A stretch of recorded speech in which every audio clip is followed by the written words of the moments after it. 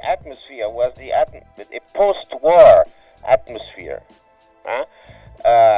With a world divided into two great blocks. It was the beginning of the Cold War.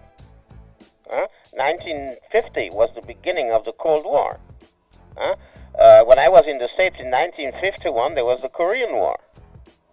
The obsession was, are we through with this Second World War? Are we through the wars, or are we again to prepare for a new one?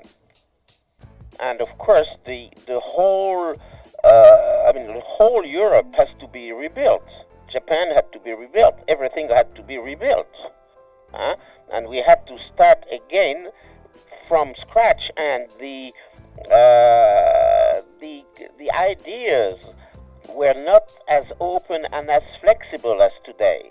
In France, we didn't have social security for students.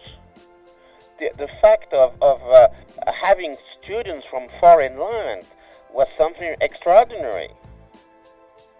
So this was the atmosphere, and everybody was working 70 hours a week.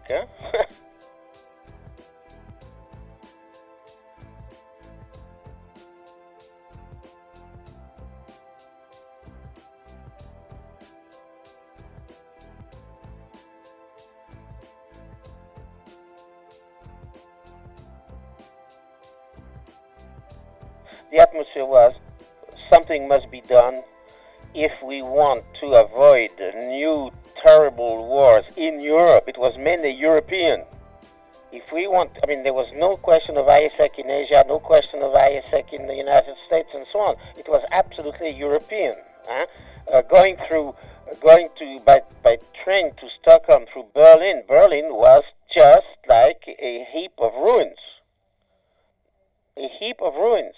So the idea was never this again, and how can we help? Probably by forgetting the old hates and having the new students, the new generation, try to understand each other. This is why it was held in Sweden, because Sweden had been neutral during the war. And Sweden was more mature in terms of student unions. The students' unions were already established in Sweden. They were just beginning in France and Belgium. And the idea of the International Union of Students in Prague was quickly discovered as, in fact, a KGB tool. So we wanted definitely to have the students in power, definitely to be international, and definitely to be independent from all politics.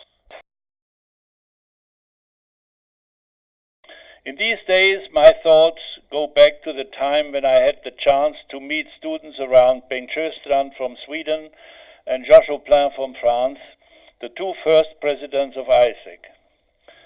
Having returned as prisoner of war from France by the end of 1948, I was immediately convinced that the principles and goals of Aiesec gave students of economics and business administration the possibility to contribute towards overcoming the enmity between France and Germany, which had caused millions of victims in 3 wars during more than 70 years. I will never forget that the German students participating in the first international meetings in these early post-war years were fully accepted and respected without any prejudice by their friends from all European countries.